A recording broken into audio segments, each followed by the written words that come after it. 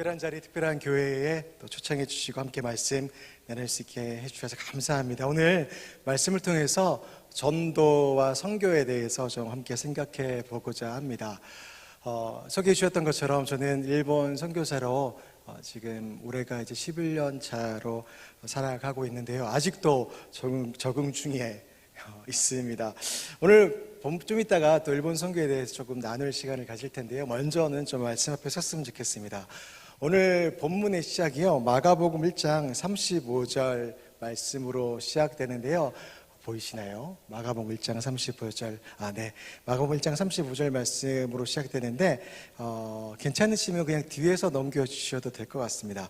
마가복음 1장 35절에 이렇게 시작됩니다. 새벽 아직도 밝기 전에 예수께서 일어나 나가 한적한 곳으로 가서 거기서 기도하시더니 라는 말씀으로 시작되는데 저는 신대원 다닐 때 불만이었습니다. 왜냐하면 계속 한국만 새벽 기도가 있는 것 같다는 불만이 있더라고요. 그래서 교수님께 왜 우리나라만 새벽 기도가 있냐라고 했더니 성경에 적혀있다 이놈아라고 교수님께서 말씀하시면서 이 구절을 예수님께서도 기도하셨지 않냐라고 하시더라고요. 이번에 실은 선교 훈련차 한국에 잠시 들어와 있었습니다. 선교 훈련차 가족이 다 와서 대전 용전동에, 저는 이제 고신 장로회 장로교 신학대학교를 나왔는데요. 고신 선교센터가 용전동에 있거든요. 훈련을 받는데 선후배 여러 선교사님들과 모여서 훈련을 받는 과정 속에서 선교사님들이 해외에 나가서 있으면 아무도 이렇게 지켜보지 않는 경우가 많잖아요. 본인이 본인의 영성을 지켜야 되기 때문에 사실은 기도에 게을러질 때가 많은데, 그럴 때마다 새벽을 지킨다라는 말씀들을 많이 하시더라고요. 그러면서 새벽을 많이 강조하셨는데 오늘 주께서도 이렇게 새벽에 나가서 기도하시더니라는 구절로 이렇게 시작되고 있습니다. 사실은 혹자들은 예수님께서 스케줄이 한가하셨다거나 전날에 일찍 주무셨지 않았을까라고 물어볼 수도 있는데 36절 말씀에 시몬을 비롯한 제자들이 물어요. 37절, 주님 모든 사람들이 주님을 찾습니다.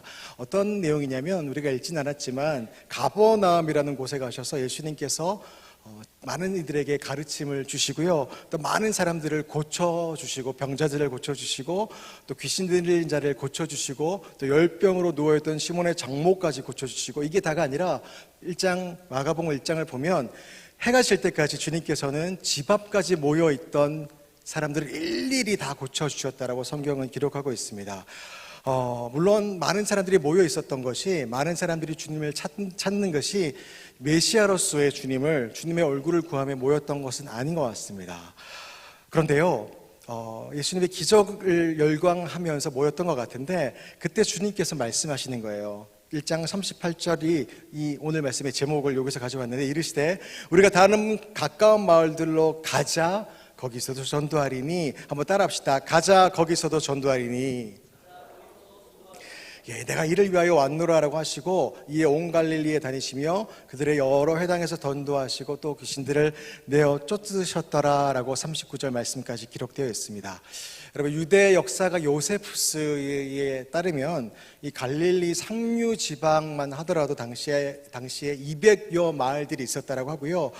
가버나움, 벳세다, 고라신 여러 마을들이 있었다라고 합니다. 보셨듯이 여러 사람들이 열광적으로 주님을 찾고 있었기 때문에 예수님께서는 그냥 가만히 계셨기만 하셨어도 예수님께로 몰려들었을 텐데 주께서는 그렇게 하지 않으시고요, 다른 마을로 가자고 말씀하셨어요. 그리고 내가 이를 위하여 왔노라라고 38절에 기록하고 있다는 거죠. 왜일까요? 왜 주께서는 다른 곳으로 계속 이동하자고 하셨을까요? 그냥 이렇게 예수님은 이동하는 것을 즐겨 하셨기 때문일까요? 그런 MBTI 기질을 가지셨기 때문일까요? 그것은 예수님의 사명은요, 한 곳에 가만히 머물러 계시는 것이 아니라 복음을 널리 전하는 것이 그분의 사명이라고 여기셨기 때문입니다. 병행 본문인 누가복음 4장 43절은 이렇게 기록되어 있습니다.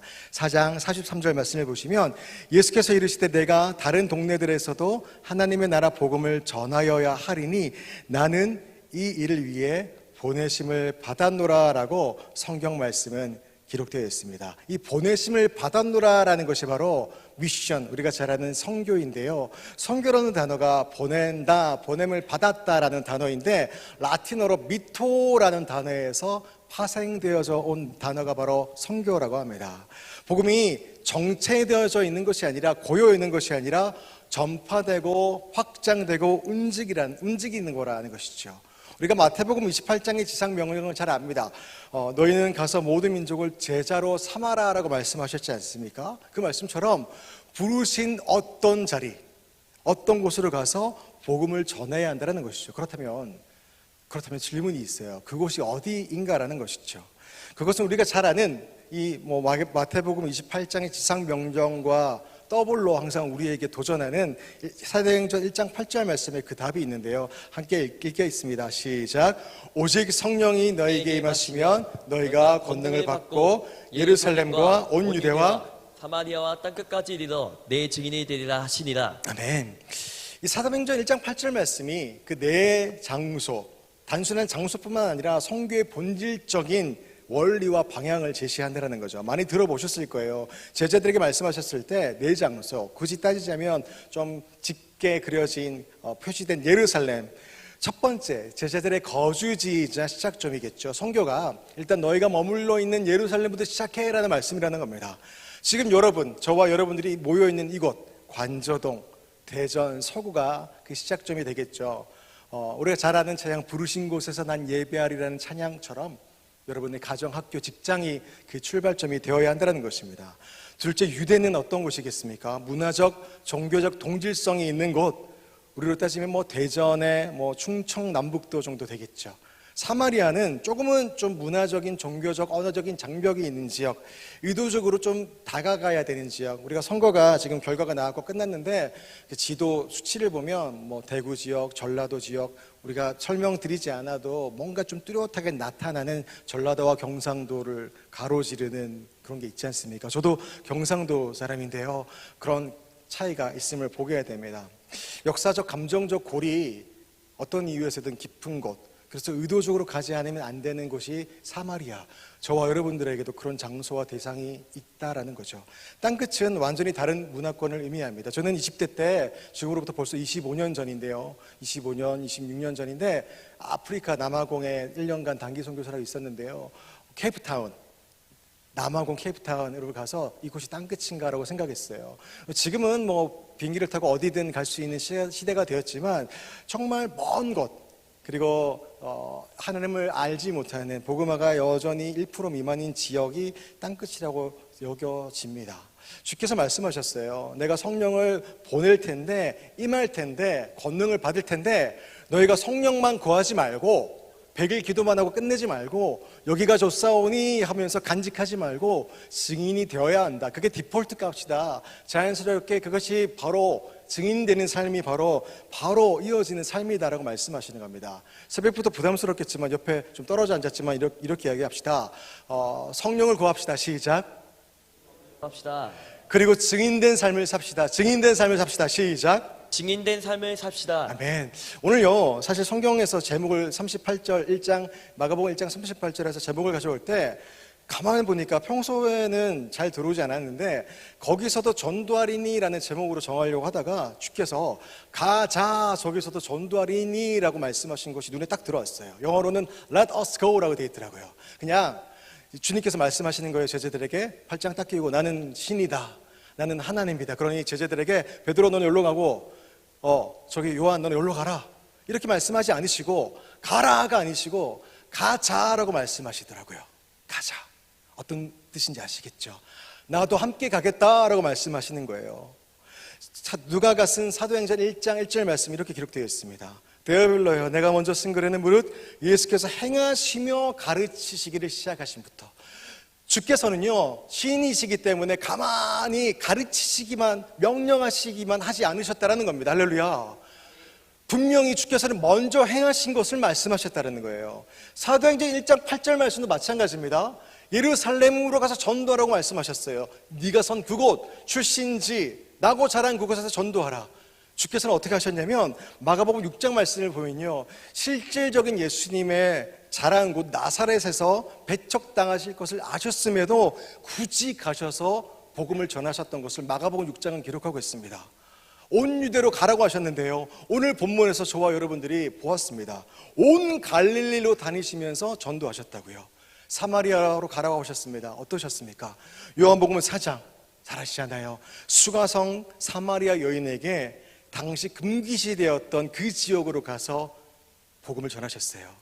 땅끝은 어떠셨습니까? 물론 그때 당시 우리가 성경을 보면서 주께서 비행기를 타고 아프리카로 가셨다라는 기록은 없지만 주께서 이렇게 하셨어요. 인스타를 보니까 이런 글이 있더라고요. 많은 사람들이 신이 되고 싶어 했다. 그런데 유일하게 하나님이 인간이 되셨다. 이만큼 더 멀리 더 끝까지 오신 분이 어디 계실까라는 생각을 하게 되었습니다. 앞서 성교가 미션, 보내다라는 뜻이 있다고 말씀드렸는데 요한복음 20장 21절에 아버지께서 나를 보내신 것 같이 이제 나도 너희를 보낸다라고 말씀하시면서 그냥 말씀하지 않으시고 너희에게 평강이 있을 거라고, 내가 함께 가겠다고, 가자고 가라 좀, 너희 좀 말 좀 들어라 이놈들아가 아니라 가자라고 말씀하셨다라는 거예요. 그 말씀 기억하시면서 그 복을 흘려보내는 저와 여러분 되시기를 주의 이름으로 축원드립니다. 아멘. 우리가 사해와 갈릴리 비유를 많이 들어보셨을 거예요. 위에가 갈릴리 해고 밑에가 사해잖아요.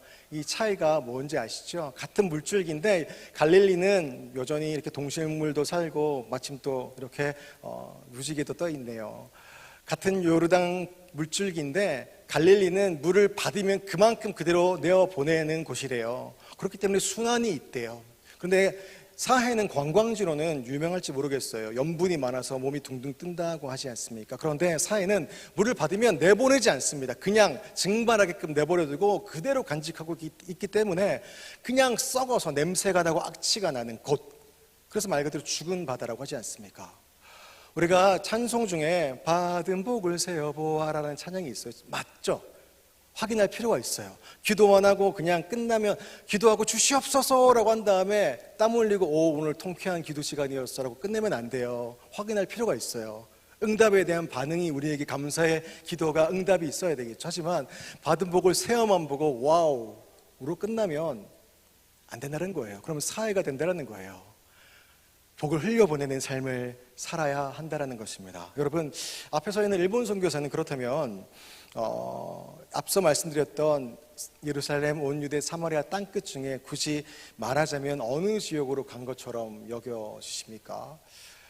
많은 분들이, 많은 일본 선교사님들이 사마리아라고들 이야기들 많이 하세요. 왜냐하면 요나를 많이 떠올리시더라고요. 요나가 어떤 인물입니까?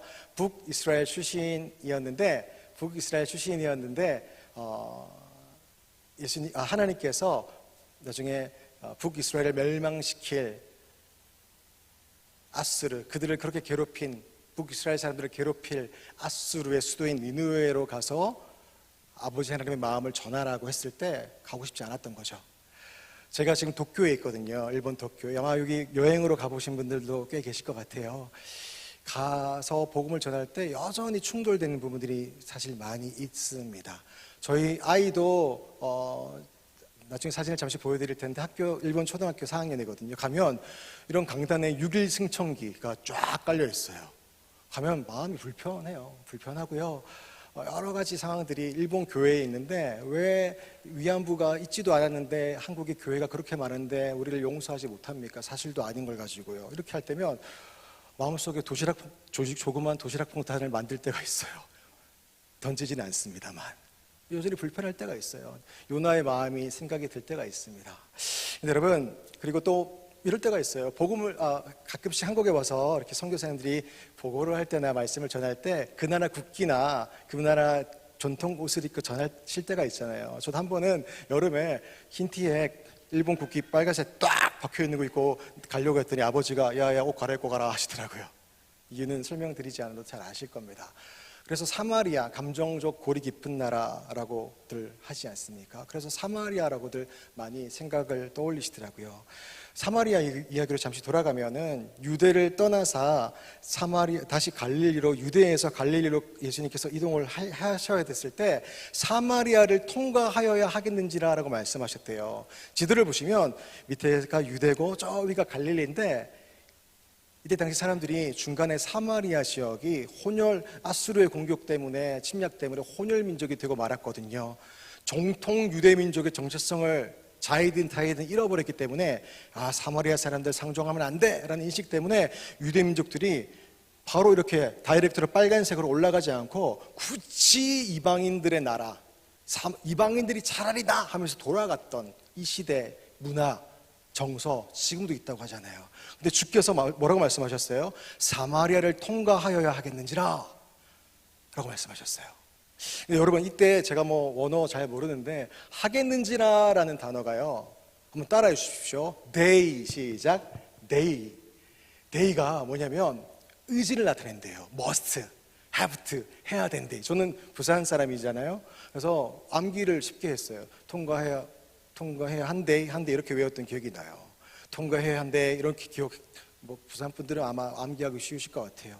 근데 제가 그런 것 같아요. 10년째, 11년째 있지만 계속해서 감정적 부딪힘이 있을 때마다 그냥 감정적으로도 여러 가지 상황적으로도 주님, 저는 일본 이 사마리아를 통과해야 되겠습니다. 통과해야 된대라고 계속 저에게 계속 저를 다그치는 주님의 말씀으로 받아들이고 있습니다. 저뿐만이 아닐 것 같아요. 여러분들에게도 아마도 이런 지역 가자고 거기서도 전도해야 되겠다고 말씀하시는 대상, 나라, 누군가가 분명히 있을 것 같습니다. 아니, 있어요. 통과해야 한대, 가야 된대, 가서 내 마음을 전해야 한다. 여기 앉아서 기도하고 끝내지 말고 가야 한다. 가자. 내가 같이 갈게.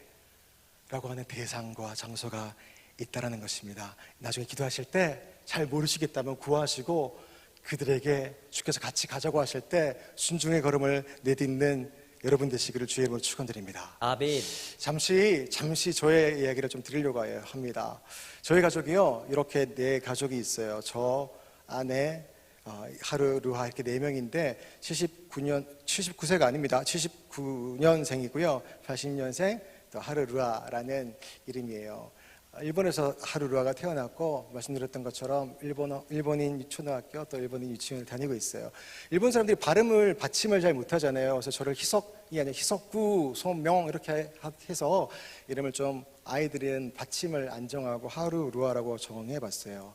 일본 지도 보시면 잘 아실 거예요. 티셔츠 이렇게 딱 회국하고 갔더니 싫어하셨어요. 가깝지만 잘 모르는, 또 선교지로는 잘 여겨지지 않는 나라가 일본이라고 또 많이들 생각하시더라고요. 일본이 한국보다 1.45배 정도의 인구를 가지고 있고요. 그런데 복음화율이 여러분 OECD 국가 중에서는 최저 복음화율입니다. 0.4%라고도 사실 이야기하는데 실제로 교회에 주일 예배 참석하는 수는요 0.2%도 채 안 됩니다. 그러면 몇 명 정도 될까요? 400명 중에 1명? 여기 중에 몇 명 모여 있을지 모르겠지만 우리 중에 여기 있는 모인 분들 중에 파란 쪽 정도가 믿고 있고, 너무 흉측한 이야기인가요? 새벽부터? 네, 그런 나라가 바로 일본입니다. 사실은 가깝잖아요. 매력적인 나라입니다. 관광지로서 살면 살수록 좀 매력적이지만 참 다른 나라예요. 관광지로서 맛있는 거 많잖아요. 일본 스시, 돈까스, 야끼니쿠, 여러 가지 라멘, 문화, 재밌잖아요. 유튜버들이 참 많이 가는 나라, 빠니보트리, 곽튜브가 많이 가는 나라. 재밌어요. 재밌는 게 참 많아요. 놀러 오세요. 활기차고 관광객들에게 아주 다 따뜻하게 대하는 나라가 맞습니다. 근데 선교지로서 일본은 영적으로 참 닫혀 있고요. 복음의 장벽이 높은 나라, 친절하지만 복음을 전하면 탁 닫아요. 그래서 많은 선교사들이 잘 못 버티고 나가는 나라가 일본입니다.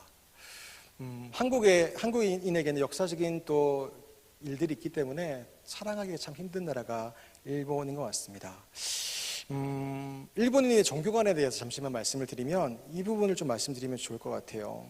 일본인들은 신을 참 이렇게 생각하더라고요. 1946년 일본이 우리가 1945년 광복을 맞이했는데 일본 사람들에게는 패망일이겠죠. 전쟁에서 진. 이렇게 이제 항복 선언을 하는데 라디오에 이제 치치 하면서 방송이 나옵니다. 나중에 한번 유튜브로 찾아서 들어보시면 금방 들으실 건데 뭐라고 하냐면 우리는 일왕이라고 하지 않습니까? 근데 그대로 표현하겠습니다. 쇼와 천왕이 이렇게 얘기를 합니다. 저는 여러분 중대 발표를 하겠습니다. 저는 사실은 인간입니다 라고 이야기를 해줘. 당연한 이야기지 않습니까? 그런데 그때 일본 사람들 기절하는 사람도 있고요, 오해하는 사람도 있고, 집기를 던지는 사람이 있고, 아니라고 하는 사람이 있고, 난리가 나요. 왜냐하면 일본인들에게 이 천황은 신이거든요. 호족도 없고, 우리로 따지면 주민등록 이런 것도 없고요, 당연히 여권도 없고요, 신이니까요. 그런 인식을 이 일본 사람들이 가지고 있어요. 지금은 많이 바뀌었다고 하지만요. 일본은 신도, 우리가 뭐 애니메이션, 뭐 너의 이름은이라든지 뭐 여러 가지, 최근에 뭐였죠? 스즈메 문단속, 많이 청년들은 아실 거예요. 이런 신도, 뭐 이 문을 들어가면 신의 영역, 이런 표시인데요. 모든 것이 신이 되는 나라가 바로 일본입니다. 모든 것이 신이 되고 모든 것에 신이 있다. 전도할 때 어려운 게 이 부분이에요. 하나님 믿으십니까? 라고 할 때 일본어로 카미사마 신지 데마스카 이렇게 물어보는데, 그럼 믿고 있다고 이야기해요. 그럼 어떻게 믿으세요? 그런데 왜냐하면 우리는 하나님이라면, 우리가 믿는 하나님, 유일한 하나님이라면 일본 사람들에게 카미사마는 모든 종교예요. 나무신을 믿어도 카미사마, 하늘을 믿어도 카미사마, 오타니를 믿어도 카미사마, 알라를 믿어도 카미사마, 다 카미사마, 카미사마, 카미사마예요. 그렇기 때문에 참 어렵습니다. 그래서 하나님이라는, 유일하신 하나님이라는 이름을 믿고 있는 우리가 너무 축복된 나라라는 생각들이 들어요. 800만 신의 나라라고도 부르지 않습니까? 실제로 800만이 있다라기보다는 야오요로즈라는 단어, 수효가 많다라는 뜻인데요. 정말 많은 신들이 있다라는 뜻에서 이 800만 신이 있다라고 이야기를 한다고 합니다. 저희는요, 이 친구이와 교회라는 독교회 교회에 실은 단기 선교로 갔다가 이 일본 교회에서 와서 좀 도와주십시오라는 제안을 하셨고, 그때 사실 한국 교회의 서울에 있는 다음 세대 교회라는 곳에 청년부 담당 사역자였었거든요. 근데 청년들과 함께 단기 선교를 갔다가 그곳에서 일본 목사님, 일본 교회 분들이, 일본인 교회인데 왔으면 좋겠다고 제안을 하셨고 2년간 씨름을 하다가 가게 되었어요. 평생 그렇게 온 적이 없었던 기억이 납니다. 여러분, 단기 선교가 그렇게 무섭습니다. 조심하십시오. 청년부 목사님이 단기 선교 간다고 하면 가지 마세요 라고 하십시오. 농담입니다. 그래서 그곳에서부터 지낸 시간들이 10년이 벌써 지났습니다. 이곳에도 청년부가 있어요. 제가 있던 교회는 청년부가 꽤 많았는데, 이곳에는 이제 20대부터 40대까지 이렇게 있는데, 이렇게 선홍빛 이빨을 드러내고 있는 아내가 청년부 담당을 하고 있어요. 그런데 본인이 하나님을 믿는다라고는 아직도 잘 말을 못하고요, 부모님이 다니고 있어서 다니고 있다라고도 이야기를 많이 합니다. 이곳에 제자훈련을 이렇게 청년들을 하고 있고, 이곳에도 타다상이라는 모녀 분들이 계시는데, 뭐 70대, 뭐 50대 이분들을 대상으로 제자훈련을 하고 있어요. 한 번도 성경 공부를 해본 적이 없으시다고 하더라고요. 열심히 제자훈련을 하고 있고 성경 로마서를 이렇게 공부를 하고 있는데, 이분들이 적극적이시더라고요. 막 전화를 해서, 일본 분들이 집을 잘 문을 안 열어주세요. 개인주의가 참 많거든요. 그런데 막 전화가 와서 언제 이번 주에 하냐고, 우리 집에 한번 놀러 오라고. 그래서 갔더니 충격이었어요. 이 분들이 교회 다닌 지 꽤 오래, 20년, 30년 되셨거든요. 집에 갔더니 집에 딱 이게 있더라고요. 이게 뭔지 아시죠? 불단이죠, 불단. 전혀 어색하지 않은 거예요. 성경 공부를 하고 교회를 다니지만 집에 갔더니 불단이 있어서 너무너무 충격이었습니다. 이분들뿐만이 아니라 이런 일들이 흔한 이유가 뭐냐면, 일본 분들에게는 태어나면 절에서 등록을 하고 1월 1일에는 신사에서 합장을 하고, 같은 사람이 결혼식은 교회에서 하고 장례식은 절에서 하는 문화가 아주 일반적이거든요.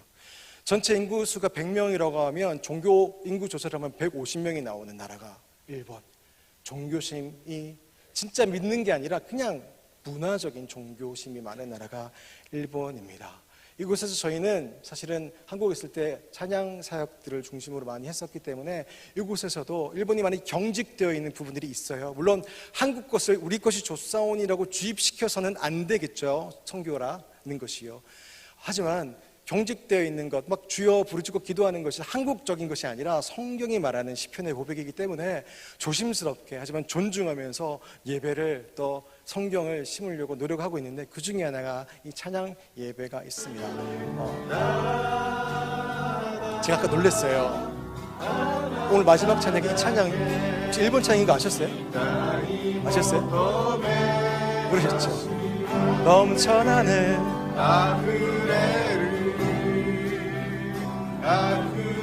찬양 같이 했는데, 일본 분들이 일본 찬양인지 모르시더라고요. 네, 이런 예배도 드리고 있고요. 또 나중에 또 우리 하나모라는 찬양을 좀 같이 꽃들도라는 찬양을 같이 할 텐데 일본 분들이 막 찬양을 막 크게 찬양하고 이런 부분들을 잘 못하세요. 물론 크게 부르는 게 다는 아니겠지만요. 또 아내가 사실 피아니스트인데요. 미국에서 오랫동안 공부해서 왔기 때문에 영어를 통해서 동네 아이들을 초청해서 사실은 저희 하루랑 루아가 유초등부의 유일한 아이인데 이 교회에서 그래서 한국에 오면 늘 이렇게 많은 한박주일 교회 와서 얼마 전에 저희 훈련차 왔다고 말씀드렸잖아요. 왔는데 여기 보니까 편의점 지저스 뭐죠? 있더라고요. 아이들이 와가지고 갔다 왔는데 기념사진 찍고 야 촌스럽게 그러지 마라 막 그랬는데 갔는데 괜히 좀 찡하던 거예요. 야 애들이 무슨 잘못이 있길래 우리 따라와가지고 막 그런 마음도 들기도 하고 그런데요 동네 아이들에게 영어 교실을 하고 하면 와요. 하면 또 맛있는 거 먹으면서 부드럽게 메시지도 전하고 그런 일을 하고 있고요. 또 잘 교회 문도 열어주지 않고 또 교회에 목사님이 없는 무목교회라고 하죠. 일본 전체 교회의 교인 수는 평균 20명 이 정도 남짓인데 그 중에서 30% 정도는 목사님이 안 계세요. 무목교회라고 하죠. 그곳에서 전도 집회 누가 어떻게 하겠습니까? 그러면 저희 아내가 피아니스트이기 때문에 가서 이렇게 교회를 방문해서 저희가 말씀을 준비하고 또 사례는 당연히 요구하지도 않고 일본 분들이 친절하고 예의가 또 기본적으로 있으셔서 전화하면 저희가 이런 사역을 하는데 가도 될까요? 하면 저희는 사례를 드릴 수 없어요. 그럼 저희가 원하는 바입니다. 라고 해서 저희가 악기도 싸들고 가고 주변에서 막 교회 가기도 하고 건발이 나가 있어도 상관없어요.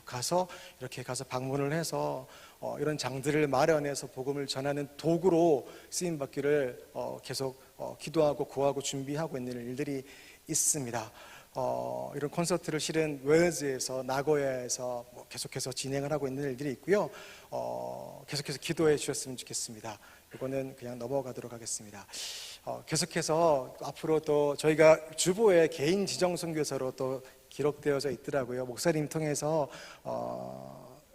담임 목사님 통해서 계속 소통을 하고 있고 오늘 낮에도 만나 뵙고 또 우리 사역에 대해서 또 소개해드릴 계획이 있는데 계속해서 교류했으면 좋겠고 특별히 청년부 분들이 한번 기회가 되시면 오셨으면 좋겠어요. 저희처럼 남지 않게끔 저희가 잘 보내드리도록 하겠습니다. 마지막으로 이 이수정이라는 분을 소개해드리고 싶어요. 이모군란이라는 역사가 있었어요. 이모군란이라는 역사가 있었는데 민비가 시해당할 뻔했을 때 이 이수정이라는 사람이 구해줬어요. 설명은 짧게 생략하도록 하겠습니다. 그 공로로 유학을 보내줍니다. 아직 식민지 시대가 되기 전입니다. 이수정이 벼슬을 주려고 했더니 아닙니다. 저는 농업을 공부해서 우리 조선 땅에 좀 이렇게 농업을 발전시키는 일을 하고 싶습니다고 해서 그러면 당시 식민시대도 아니었으니까 가까운 일본에 갔다 와라 해서 보내줬어요. 이수정 씨가 이제 일본에 갑니다. 도쿄에 갑니다. 거기서 농학자인 쯔다센이라는 일본인 농학자를 만나요. 그런데 갔더니 벽에 산상수훈이 걸려 있는 거예요. 한자가 걸려 있는 걸 보고 저게 뭡니까? 했더니 산상수훈이요. 했더니 이수정이 놀라죠. 예수교는 한국에서 조선에서 믿음이 참수당하는 종교였으니까 놀래서 막 거부하고 그런데 밤에 잠을 자는데 꿈에 어떤 서양인 두 사람이 나타나서 큰 두루마기에 책을 이렇게 보따리를 들고 온 두 사람이 나타나는 거예요. 그러면서 이수정 씨가 그게 대체 뭐요? 라고 물어봤더니 두 사람이 조선의 귀한 책이 될 거라고. 그게 책이 뭐냐고 물어봤더니 성경이라고 했다는 거예요. 그래서 이수정 씨가 나중에 쯔다센을 통해서 농학만 배운 것이 아니라 한국 최초의 개신교 교인이 돼요. 크리스찬이 되는 거죠. 그리고는 동생이 찾아와가지고 조선에서 찾아와서 형 대체 뭐 하는 거냐고 죽임을 당하려고 하는 거냐고 빨리 돌아와라고 아니라고 농학도 중요하지만 이 유일하신 하나님을 믿는 게 너무 중요하다고 그래서 그것에 뭐 하냐면 편지를 써요. 조선의 마게도니아인이라고 불리는 이유가 뭐냐면 미국으로 편지를 씁니다. 써서 일본뿐만 아니라 우리 조선에도 제발 선교사를 보내달라고 편지를 써요. 그 편지를 어떤 신학교로 또 기독교사로 보내는데 그 편지를 누가 읽냐면 여러분이 들어보았을 법한 언더우드 선교사가 그거를 보게 돼요.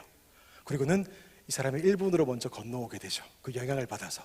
그래서 이수정을 만나서 이수정이 번역한 성경책 하나를 들고 나중에 아펜젤로 선교사와 함께 한국으로 인천 제물포항으로 들어오게 됩니다. 근데 그 책이 뭐냐면 마가복음, 우리가 함께 오늘 읽었던 마가복음이에요. 정확하게 140년 전, 최근에 우리가 부활절이 있었지 않습니까? 140년 전 부활절 주일날 아까 꿈에 나왔던 두 서양인 언더우드와 아펜젤러라는 두 사람이 이수정 씨가 일본 요코하마에서 번역한, 그리고 그곳 인쇄소에서 나중에 보시면 이런 마가복음, 누가복음이 최초에 번역된 신약 성경이라고 하는데 한자가 너무 많았어요. 근데 진짜 제대로 된 한글 위주의 성경, 신약 성경이 바로 마가복음인데 일본에서 이 이수정 씨가 번역을 했어요. 이거를 꿈에 나왔던 그 두 사람이 들고, 이 부분의 이야기뿐만 아니라 아펜젤러가 감리교회의 또 아버지라고 하잖아요. 또 언더우드 장로교회 아버지라고도 부르잖아요. 이 두 사람의 정기에도 이수정 씨와 교류했던 그 꿈의 얘기가 나오더라고요. 그대로 들고 이 두 사람이 140년 전 부활절에 들고 들어옵니다. 그 장소가 바로 지금도 요코하마에 남아 그대로 그 흔적이 지금 호텔 자리가 되어 있는데 그대로 있어요. 다음에 오시면 스시만 먹지 마시고 이곳에 와서 이런 장소도 방문해서 그 역사적 장소를 보면 너무 좋을 것 같아요. 바울이 자기가 헬라인에게 유대인에게 빚진 자, 복음의 빚진 자라고 이야기를 하지 않습니까? 저는 일본에게도 복음의 빚진 부분이 있다고 생각해요. 이 장소를 가면서 복음이 일본은 정착되지 못했어요. 우리보다 기독교 역사가 길었음에도 불구하고 선교사들이 정착하지 못했어요. 여러 가지 이유가 있었지만 오늘은 설명을 못 드리겠지만요. 하지만 일본을 통해서 우리들에게 복음이 오히려 더 거점에서 두려운 역사가 있어요. 이것은 정확한 사실입니다. 그래서 우리가 이제는 그들에게 다가가 복음을 전하여야 할 의무가 있다고, 빚이 있다고 생각을 합니다. 가자, 거기서도 전도하리니라고 하신 말씀 중에 저도 그 일부의 사명이 이 부족한 자에게도 있기 때문에 이 부족한 저희 가정을 보내시지 않으셨을까라는 생각이 듭니다. 그렇다면 훌륭한 여러분들은 오죽하시겠습니까? 가자, 거기서 전도하리니의 말씀, 이수정 씨는 공부하러 갔지만 예수님을 만나게 됐고 이 일을 감당했던 것처럼 이 새벽에 나와서 기도하고 앉아있는 여러분들은 더 큰 일들이, 사명이 있지 않을까 생각이 듭니다. 저는 선교가요, 특별한 사람의 특별한 일이라고 생각하지 않습니다. 물론 특별하죠. 그런데 저는요, 아니라고 생각해요. 그냥 주께서 말씀하신 곳에 가서 사는 거라고 생각해요. 그리고 가능하면 오래 사는 거, 더 가능하면 예수님처럼 사는 거, 특별한 사람의 어떤 것이 아니라고 생각해요. 저는 개인적으로 불만이 있습니다. 왜 선교 파송 노래는 그렇게 단조가 많을까요? 너의 가는 길에 주의 축복이 있으리, 십자가를 칠 수 있나 주가 물어보실 때 너무 무거워요. 아니요, 우리 모두에게 주시는 가자라는 말씀이고 가라라는 말씀이라고 생각합니다. 그 말씀에 반응하며 호흡하는 저와 여러분들 되시기를 주의 이름으로 축원드립니다.